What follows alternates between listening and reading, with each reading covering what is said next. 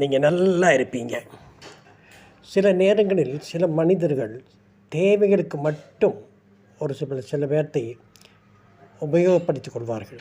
அப்படி உபயோகப்படுத்திக் கொள்ளும் பொழுது அவர்களால் நன்மை உண்டாகும் என்று தெரிந்தால் அவர்களை 10ல் 1ஆக வைத்து கொள்வார்கள். நன்மை முடிந்தவுடன் கொஞ்சம் வேலை இல்லை, அவனால் வேலை ஆகாது என்றவுடன் அதை 100ல் 1ஆக மாற்றி விடுவார்கள்.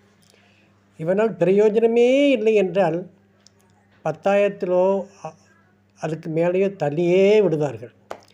இது என்னவென்றால், நம்ம ஊரில் சொல்லுவாங்க, கருவேப்பிலை மாதிரி ருசிக்கு எடுத்துக்குவாங்க.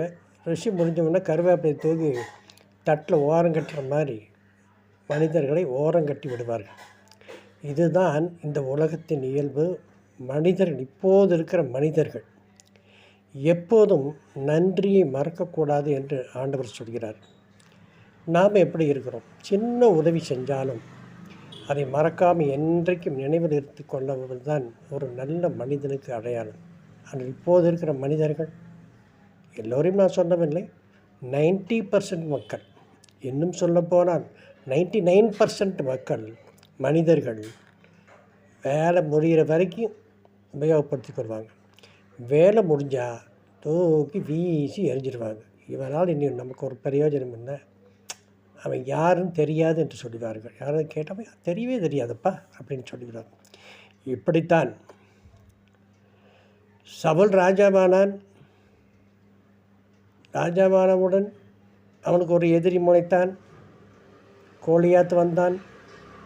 கோலியாத்தை வந்தவுடன் சவுலே பயந்தான். சவுலுக்கு இருக்கிற மக்கள் படையாட்கள் பயந்தார்கள்.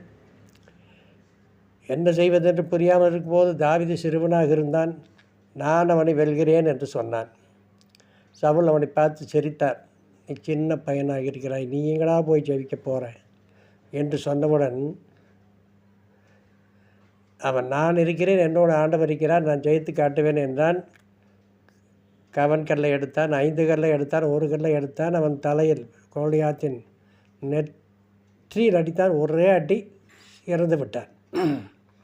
அப்போது என்ன ஆனது? மக்கள் எல்லோரும் சவுல் கொன்றது 1000, ஆனால் தாவீது கொன்றதோ 10,000 என்று கோஷமிட்டதை பார்த்து இவருக்கு ஒரு பொறாமை ஏற்பட்டது. சொந்த மருமகன், அவனையே கொல்ல வேண்டும் என்று நினைத்தார். கோலியாத் எதிர்த்து வந்தால் இவன் செத்திருப்பான். இவன் தாவீது போகாமல் இருந்தால் அவன் இறந்திருப்பான். அவனுடைய ராஜ்யம் அதோடு முற்றுப்புள்ளி பட்டிருக்கும். ஆனால் என்ன ஆனது? தாவீதை கொண்டு சவுலை பாதுகாக்கும்படி தாவீது எழும்பினான். ஆனால் அவன் செய்தது அவன் ஒன்றும் சொல்லவில்லை, மக்கள் சொன்னார்கள். நாம் ஒரு தலைவனாக இருந்தால் நமக்கு கீழே ஒருவன் வந்தால் என்னாகும்? அவன் மேலே வருவதை பார்த்தால் மக்களுக்கு பொறுக்காது. கீழே இருக்கிறவனை போற்றி புகழ்வார்கள், மேலே இருக்கிறவன் கோபம் வரும். அது ஆஃபீஸ் வேலையாகட்டும், மற்ற வேலையாகட்டும், எந்த வேலையாகட்டும். நாம் எத்தனை எக்ஸ்பீரியன்ஸ் இருக்குது, நாம் எத்தனை வருஷமானோம் என்பதெல்லாம் கணக்கில்லை. நமக்கு கீழே எத்தனையாவது சின்ன பையனாக இருந்தால் அவன் மேலே வந்தால் பெரியவனுக்கு பொறாமை வந்தவனை இவனை ஒழிக்கிறதுக்கு என்னடா திட்டம் போடுறது. இப்படித்தான் சவுலை ஒழிக்க தாவீதே திட்டம் போட்டார். கொல்ல வேண்டும் என்று திட்டம் போட்டார். என்னை கேட்டு கொண்டிருக்கிற சகோதரனை, சகோதரியை, நாம் அந்த எண்ணத்தில், சவுலை போல் அந்த எண்ணத்தில் இருக்கக்கூடாது. நமக்கு உதவி செய்தவர்கள், ஏற்ற காலத்தில் உதவி செய்தவர்கள், அது வேலையாகலாம், தொழிலாகலாம், பிஸ்னஸ் ஆகலாம், வீட்டு வேலையாகலாம், படிப்பு சம்பந்தப்பட்ட வேலையாகலாம், எதுவாக இருந்தாலும்.